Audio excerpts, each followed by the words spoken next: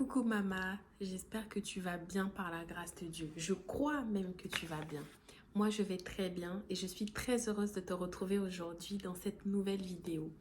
Alors, installe-toi confortablement, je me présente à toi. Si tu ne me connais pas, je suis Oriane, alias Maman de Yo-Yo sur les réseaux sociaux, donc Instagram, Facebook et récemment YouTube. Donc comme tu le vois, ma page YouTube, elle est toute nouvelle. Je suis une jeune maman célibataire depuis maintenant 2 ans. Et voilà, le Seigneur m'a mis à cœur au travers de ma restauration personnelle, de mon expérience personnelle, vraiment de tout ce qu'il a accompli en moi. Il m'a guéri, il m'a restauré. Et aujourd'hui, il m'a mis à cœur vraiment de partager tout ce qu'il a mis en moi, ses conseils, ses encouragements à toutes mes sœurs, à toutes les jeunes mamans célibataires pour en fait les aider à guérir elles aussi et puis à libérer tout le potentiel qui est enfoui en elles. C'est dans ce cadre que j'ai créé un concept qui s'appelle la team des mamas qui brillent. Si tu suis mes posts sur Facebook et Instagram, tu verras que je mets toujours cette petite signature. Je me considère comme la présidente des mamas qui brillent parce que je trouve que les mamans célibataires ont trop de potentiel enfoui en elles mais qui sont cachés à cause de la douleur, des blessures émotionnelles et elles ont besoin de guérir. Il faut qu'on nous entende, il faut qu'on nous voit, il faut qu'on nous sente, il faut qu'on voit en fait combien on a des capacités et il faut que nous-mêmes nous puissions briller et rentrer dans notre destinée. Fini la victimisation, fini la pitié en ce qui concerne les mamans célibataires. Il faut que nous puissions passer à un autre niveau dans notre vie. Et c'est vraiment ce qui va, voilà, je crois qu'au nom de Jésus, tant que tu restes connecté à cette page, tu vivras cette même dimension. C'est obligé, tu t'en sortiras, tu brilleras, tu te marieras, tu seras heureuse, tu seras riche, tu seras prospère au nom de Jésus. Alors aujourd'hui, je veux évoquer avec toi un sujet qui est très important. Je vais en parler en 2 parties parce que pour moi, il y a beaucoup de choses à dire. Donc voilà, installe-toi, jingle, ça va chauffer.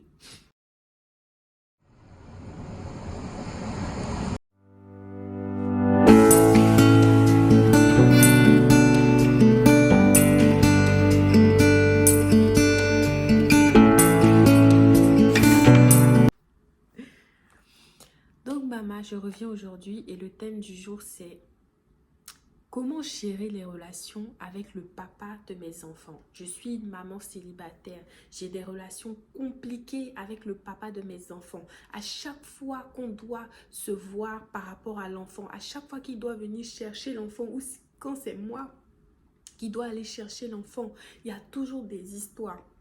Il me manque de respect, on s'insulte, on se combat et ça n'en finit pas. Et toi, tu es toujours triste, tu es toujours frustré, tu perds confiance en toi parce que voilà, chaque fois que vous voyez, peut-être il t'insulte, peut-être il te dit des choses qui te blessent, peut-être il t'envoie des messages blessants et toi en fait, tu n'avances pas parce que là où tu veux guérir, c'est comme si voilà, le couteau est enfoncé dans la plaie et à chaque fois en fait, tu ne guéris pas de cette séparation.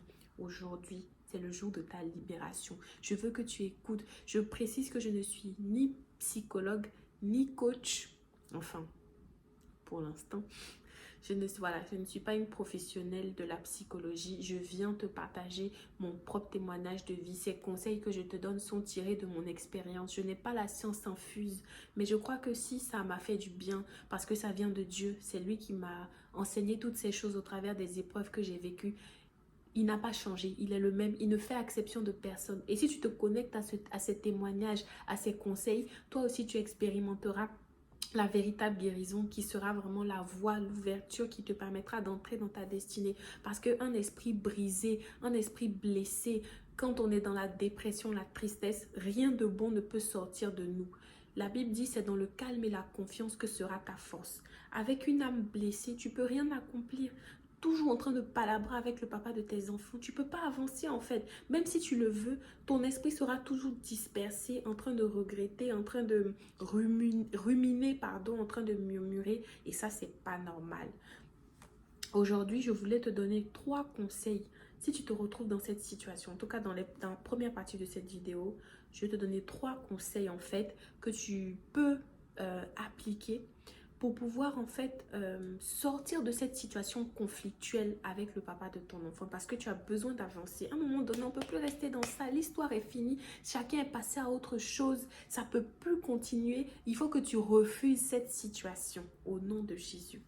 Dans un premier temps, si tu viens de te séparer tout fraîchement, ça fait peut-être quelques mois, tu n'as pas encore guéri, la blessure est encore fraîche et puis malheureusement, dans cette blessure-là, il faut que tu aies à composer avec un ex-conjoint qui est difficile à vivre, son caractère est difficile, à chaque fois que vous voyez, la communication est impossible, mets-toi à l'abri.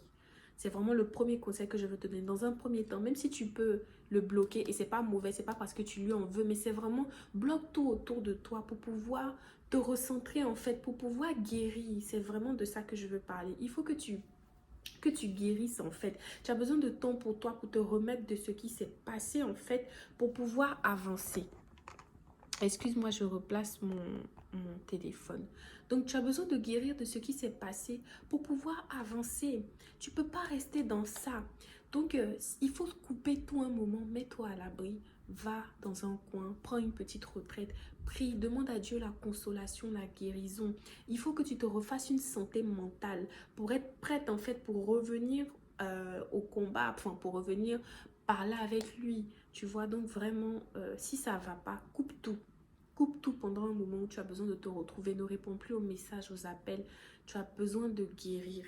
Quand tu vas te retrouver, tu reviendras maintenant dans des meilleures dispositions et tu vas réfléchir à un plan de communication pour pouvoir améliorer votre façon de parler en fait. Parce que de toute façon, vous serez obligé de vous côtoyer tant que cet enfant-là vivra et il vivra longtemps.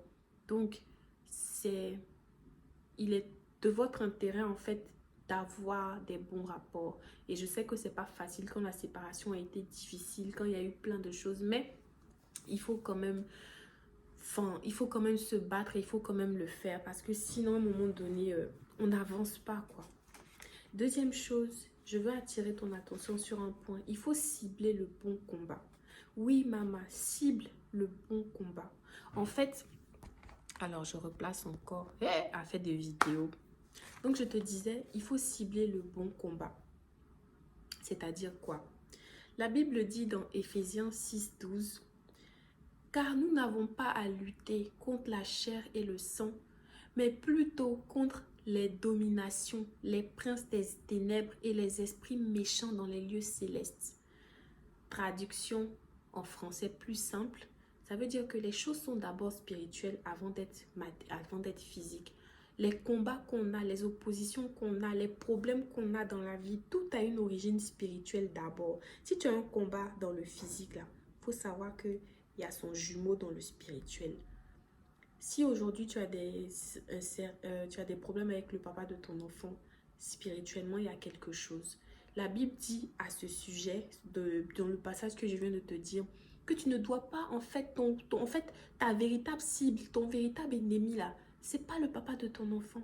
C'est les esprits mauvais derrière, cachés dans le spirituel. En fait, ils l'utilisent juste comme un pion pour te voler ta joie, pour te voler ta paix, pour t'arracher, en fait, ta quiétude.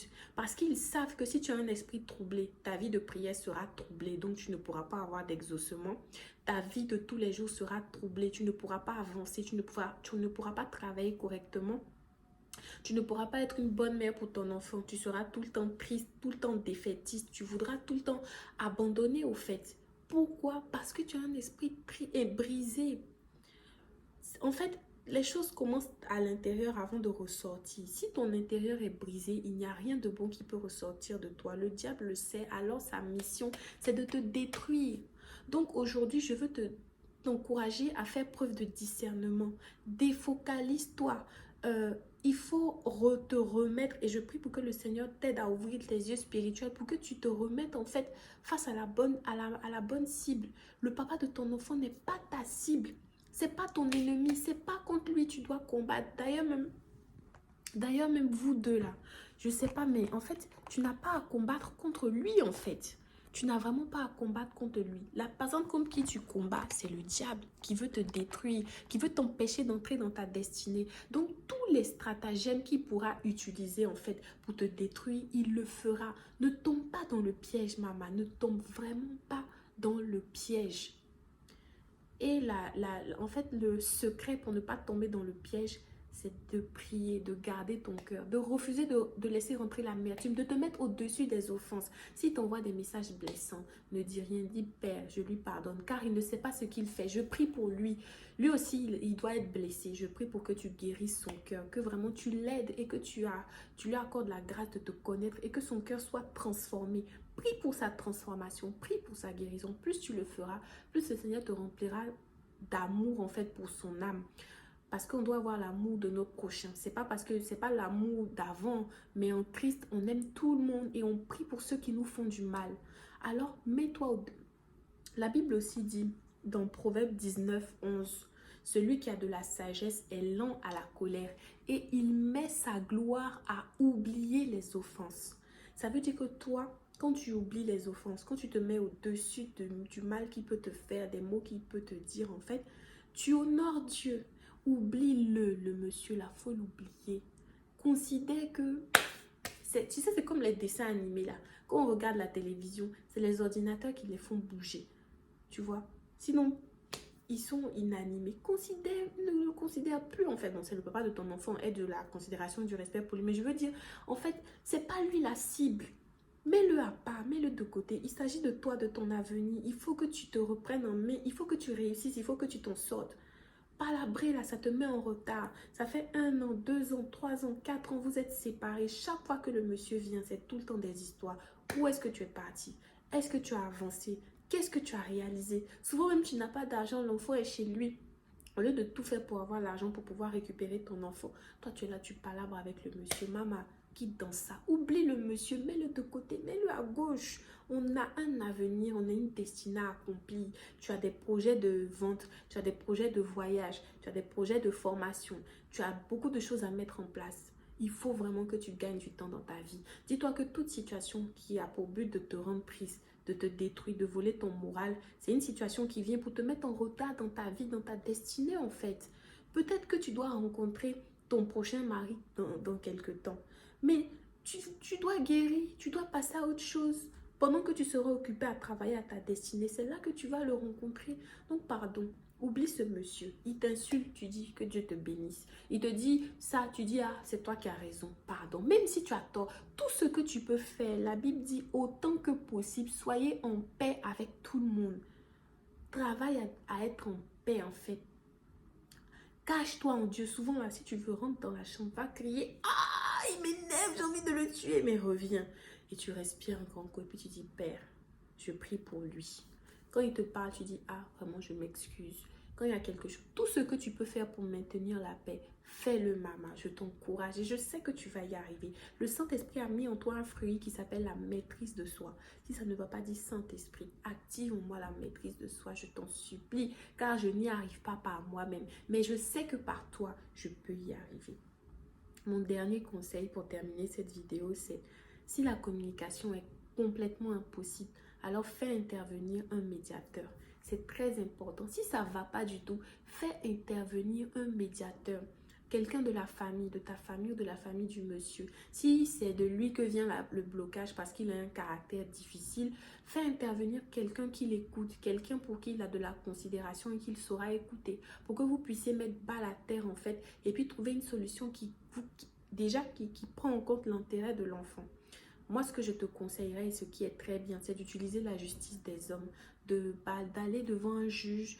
Et si tu as essayé à l'amiable, la communication est impossible. En un moment donné, il faut que vous puissiez avancer. Si ça ne va pas, vous allez voir en tout cas, toi, tu vas voir un juge. Ne l'attends pas, ne compte pas sur lui. Va voir un juge, prends l'initiative, fais une demande de garde. Le diable, le diable. Oh, mal les bouches. Comment ça s'appelle même? Le juge va établir des modalités de garde entre toi et le papa. Ça sera établi de façon équitable. Chacun connaît son jour. Comme ça, il n'y aura plus de palabres en fait. On sait que le jour où on parle, c'est mon jour qui est arrivé. Je viens chercher l'enfant, je pars. Il n'y a plus de difficultés et tout. Donc maman, vraiment, je voulais t'encourager au travers de cette petite vidéo à vraiment tenir compte de ces 4 petits conseils. Je récapitule. Si tu viens de te séparer nouvellement d'une relation toxique, mets-toi à l'abri, bloque tout autour de toi. S'il le faut, bloque-le. juste le temps de te refaire une santé mentale et après tu reviens vers lui dans des meilleures dispositions et vraiment vous essayez de trouver une solution par rapport à l'enfant. C'est pas méchant, il n'y a rien de, il y a pas de vengeance, c'est vraiment toi pour te permettre de te couper de tout ce qui en fait te fait du mal en fait. C'est comme si tu te mettais à l'abri, c'est comme si tu vois dehors il pleut, tu viens juste te mettre à l'abri le temps que la pluie se calme et tu repars parce que sans un esprit apaisé en fait, tu ne pourras pas gérer. Tu as devant toi quelqu'un qui a un caractère difficile. Il faut que tu vois, non, tu prennes tes dispositions, tu sois bien dans la tête avant de repartir vers cette personne pour voir quel plan de communication tu peux mettre en place en fait. Deuxième chose, cible le bon combat. C'est pas lui ton ennemi, c'est le diable. Ce sont les esprits impurs, les esprits mauvais, les ennemis de ta destinée qui ne veulent pas que tu avances, qui font tout pour te voler ta paix, ta joie et ta quiétude. Tu ne dois pas tomber dans le piège. Troisième chose, refuse l'amertume. Mets-toi au-dessus des offenses. Pardonne-lui, oublie-le. Maintenant que tu sais que c'est pas lui ta cible, maintenant que Dieu te révèle les choses cachées, oublie-le, prie pour lui. Troisième chose, fais intervenir un médiateur. Si ça ne va pas, un membre de la famille ou alors et la solution vraiment que je te conseille, c'est la solution légale. Le juge, il définit les modalités de garde. Comme ça, personne ne peut empiéter sur les droits de parents de l'autre. Et voilà, il n'y aura plus d'histoire, la communication ne sera plus désordonnée.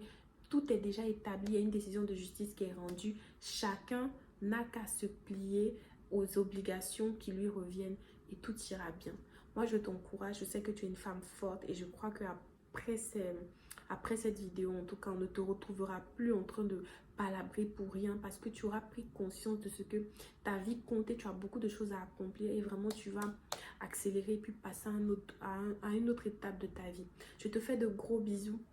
Je t'invite à t'abonner, à activer la cloche de notification parce que surtout la prochaine vidéo, ça sera la partie 2 de ce sujet de comment gérer les relations compliquées avec le papa de mon enfant. Et il y aura un autre sujet très important que je vais aborder. Il ne faut pas que tu manques ça.